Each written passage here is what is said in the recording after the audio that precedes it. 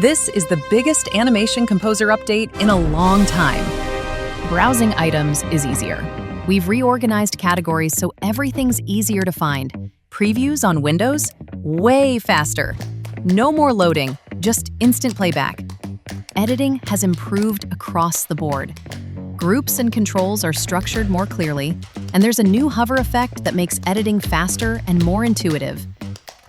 Font picking is now built in. There's a new Tools panel where you can see all tools and find related tutorials. Keyframe Wingman got a complete redesign. One-click easing is now smoother and more powerful than ever. We're introducing a brand new tool, Keyframe Actions. Mirror, reverse, shift, randomize, align. Do the most common keyframe tasks in one click. We've also added new free items, transitions, timers, bullet lists, cinematic titles, and callouts, ready to use. And under the hood, we've rebuilt a huge part of the engine. This means faster future updates and shared tech with Premiere Composer. Update now and enjoy the faster, smoother, and better Animation Composer.